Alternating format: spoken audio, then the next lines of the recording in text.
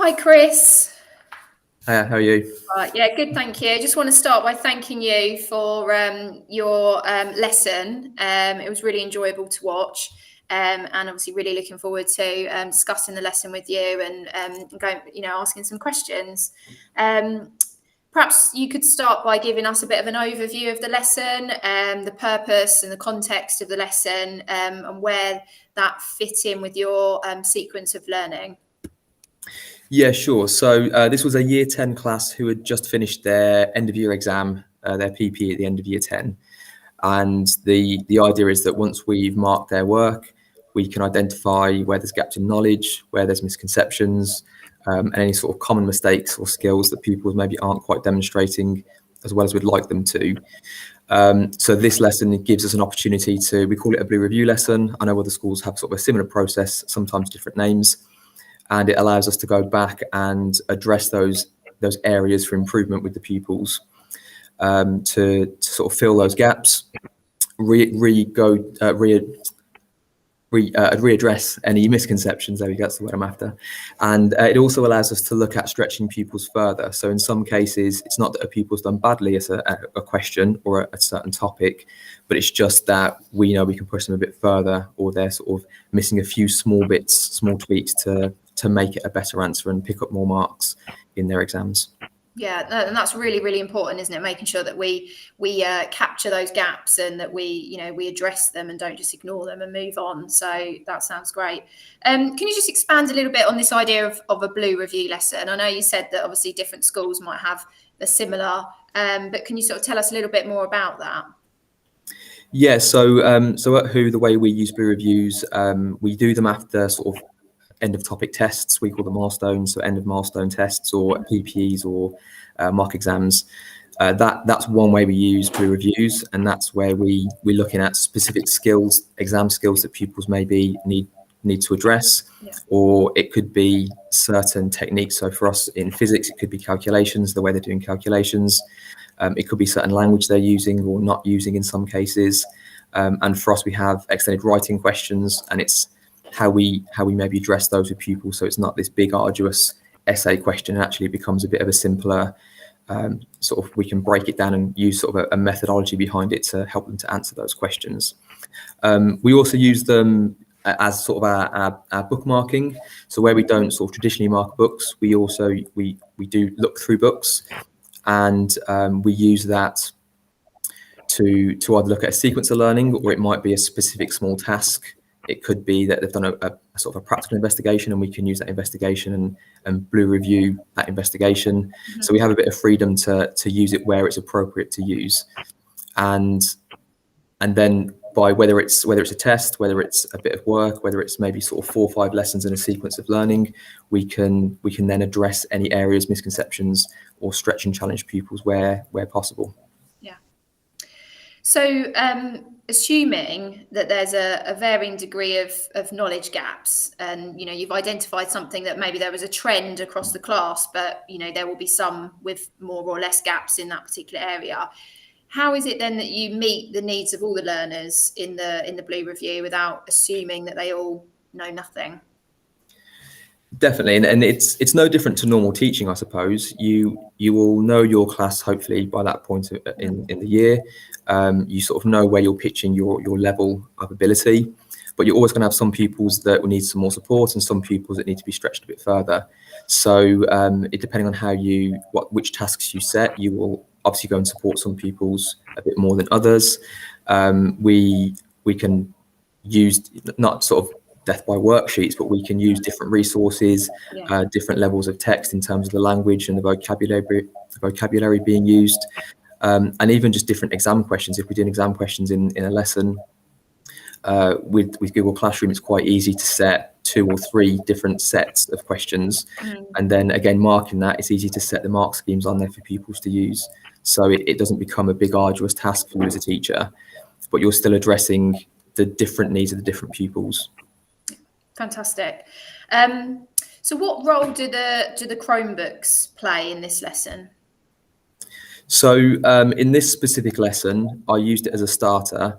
In the PPE, there was a question that asked about one of the radiation types. So pupils have to learn about alpha, beta, and gamma radiation. I'm recording, sorry. We're recording this, so we're going to send it out.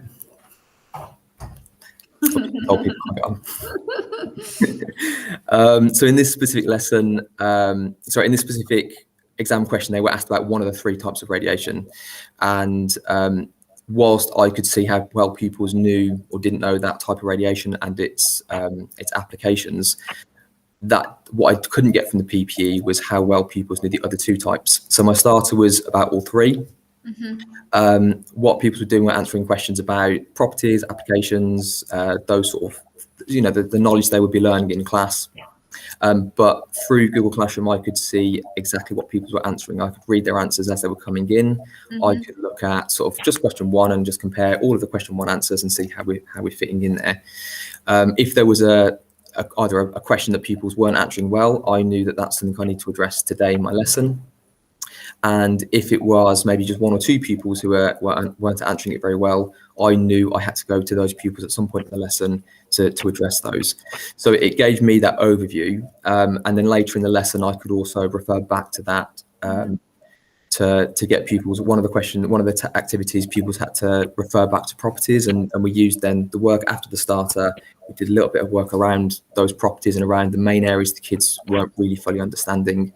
And that allowed me to then work on that specific bit, which I couldn't get from the PPE. And then, like I said before, using exam questions is really, really useful for Chromebooks because it's easy to set different activities, different levels of questions, different challenge of questions, or even different skills. It might be that one pupil wasn't very good at plotting a graph, but another pupil wasn't very good at analysing their graph.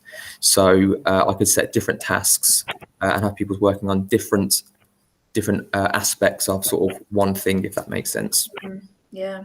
So sounds like a really powerful tool for, formative assessment, getting that information really quickly that you'd never be able to get, on paper in that way, for differentiation and, being able to do that really efficiently without printing off loads of different resources.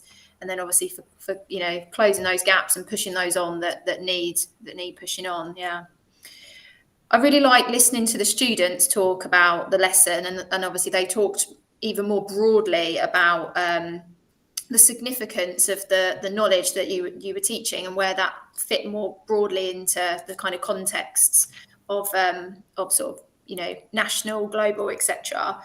So how significant do you think is it to situate the students' learning in the wider context, and then following that, how does this then develop aspirational subject knowledge? So I think it's important for pupils to see us more than just as teachers. We are people who love our subjects. It's why we teach our subjects, because it's what we enjoy, it's what we're good at. And I think it's really important for pupils to see that about us, first of all. So those sort of conversations that aren't necessarily directly what you're teaching them, it gives them a sort of a broader, more holistic picture of your subject sometimes. I think it adds credibility to what we know and what we teach. So when pupils know they can come to you and talk about things that are maybe more global or even just local in some cases, but outside of the classroom, they trust you, they trust us in what we're saying and how we describe certain processes. And it makes it relatable for them for learning about what's going on in the news, what they're hearing on social media, which all supports, in terms of us nurturing and growing global citizens and pupils that aren't just thinking about, what they read online and what they learn in the classroom, and that's it. And then in terms of just conversations, so I know one of the conversations that people asked about electromagnetic radiation, and we were learning about radioactive radiation, which are 2 very different things, but they have the same name. So those conversations just with pupils, it allows us to identify misconceptions sometimes in the way they're thinking. So by the people who spoke about mobile phones and how they could potentially cause us harm, it allows me to first of all address that misconception, which from a subject point of view would lose the marks in their exams, but it's also a misconception about how the world around us works. So it helps them understand what's going on around them. And I think it's also just good as a general sort of health and safety thing. It's teaching them how do I learn about this? I spoke about some research that's going on. It shows how I get my sources, how I get my information. I didn't read a headline and just assume this is the answer. We talk about scientific studies, and it promotes again that idea of being a conscious human being who, when you see something on the internet, you don't just jump to a conclusion. You can go away and you can look up the actual reasoning behind it. You're not just trusting a headline or a tweet or some sort of person on Facebook who's just making claims. Yeah. And I think, the moment with what's going on, the talk about 12 to 15-year-olds making decisions around whether, to have a vaccine, and they can go against sort of parents' wishes and things, it's really important, isn't it, that we teach them the skills to be able to, tackle false news and misinformation. And, more, the curriculum is more than just passing this exam. It's about putting young people into the world who, like you say, wouldn't see something on TikTok and just assume that was true, and correct science. So yeah, I totally agree. You mentioned the student who asked the question in reference to the mobile phone. It can be quite easy when we've got a lot of content to try and get through, to maybe try to sort of bat away those questions, or kind of say, oh, we'll talk about it after the lesson. But actually, how important is it to give space for those sort of dialogues and for students to ask those questions? I think you've sort of already touched on, misconceptions. But yeah, I just wanted to go back to that. So I think that was a really, really that was a bit of the lesson that I really took away, how you took that time and how important it was to tackle that. Yeah, I think sometimes in them conversations, pupils let their guard down a little bit. And, when they're answering a sort of a normal classroom question, they're very conscious of the language they're using, and using the correct scientific terminology, those things that we sort of instill in our pupils. But when you're having a conversation that's sort of less formal, then, they're going to sort of speak in the way they would normally speak, if you like. So that's where you can pick up on those small things like the type of radiation, learning about the risks of mobile phones. That the kind of it's that extra sort of curriculum enrichment sometimes, and that extra subject scholarship that you don't always get. And I think it's important that whilst we obviously have a lot to get through in terms of teaching to deadlines and making sure pupils are well prepared, school isn't just about getting exam results. It's also about producing young people who, when they do leave us, understand the world and understand how to tackle problems, and when they're facing challenges, how to deal with those. So whilst it might have only been like a sort of 30-second conversation, it's not a massive chunk of the lesson. It's a small little bit of input, but it does make a big difference to that pupil. And there's other pupils in the room who would have almost definitely been having the same sort of thoughts, the same sort of questions. So it just helps them to sort of learn about what's going on. I think it also reassures them, especially when you think about how the world is right now. There's so much going on. We know that pupil mental health is something which has really suffered in the last 2 years. So knowing that they feel safe to sort of have those conversations and ask those questions, and it's not going to get just dismissed, or they're not going to get laughed at for saying sort of an incorrect scientific terminology. I think it helps that, and it just supports pupils becoming better people. Yeah, I agree. I think, there's two things that I'm drawing out from the conversation: the significance of the wider subject knowledge that you're bringing in to be aspirational and to make it feel significant and relevant to the pupils. Also then creates that space for dialogue, or received conversation, and that reveals preconceptions and misconceptions. And by proxy of both those things, knowledge becomes sticky. So it's that kind of indirect manifestation of knowledge. So, we're not necessarily teaching directly, this is this and this is that, and you must remember it. We're doing it in kind of indirect ways, but as a result, the knowledge comes through, in a sticky way, which ultimately is really important for for them to be able to remember stuff when it does come to those examinations, which are important, but they are not the only point of our curriculum, definitely. So you referred to Key Stage 5 content in your lesson. When there's so much to get through, what's the benefit of giving time and space for Key Stage 5 content in a Key Stage 4 lesson? So, I mean, the obvious one is that where you've got pupils who are aspiring to take Key Stage 5 subjects, it's giving them a small taster. It's letting them see a little bit of information about what they're going to learn about. It gives them a bit of a taster. It creates that curiosity, I think, and it also removes some of the unknowns, some of the fears of going into Key Stage 5, which pupils definitely do have. I know in the past, pupils, when I do this, pupils really do thrive. They really do engage in any Key Stage 5 content, and they really do enjoy it. But I think it's also important that where we're not just, again, teaching pupils to learn facts and to learn like step 1, step 2, step 3, it's understanding the why and the how. So whilst there's not a need to go into masses of detail and lose loads of curriculum time to it, I think where it's appropriate and where it's sort of easy enough to fit into what you're teaching, it's really good to help pupils understand the why things happen rather than just the what happens. So in the lesson, it was the inverse square law, which pupils do touch upon a little bit in biology, but not a massive amount.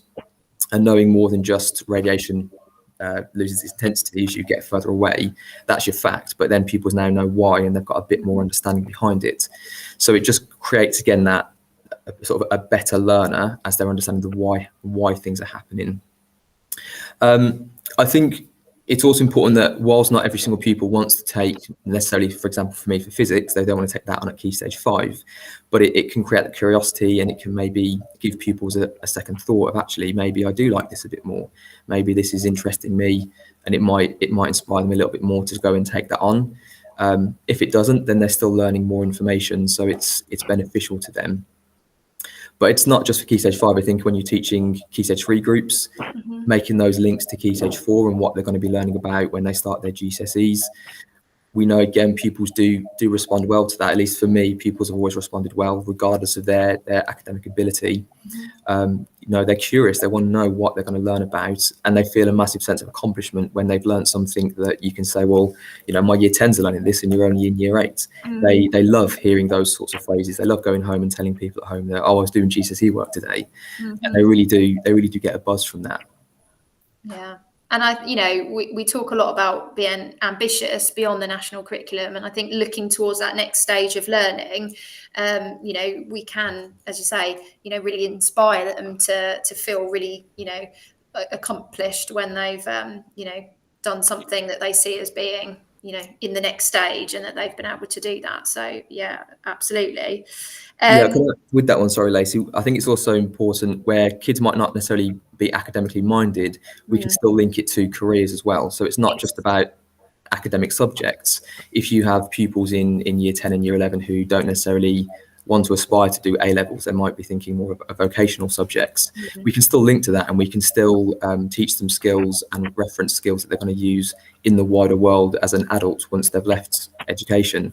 So it's not just for sort of our most able pupils. We can build these aspirations in all pupils, regardless of where they're currently at. Yeah, absolutely.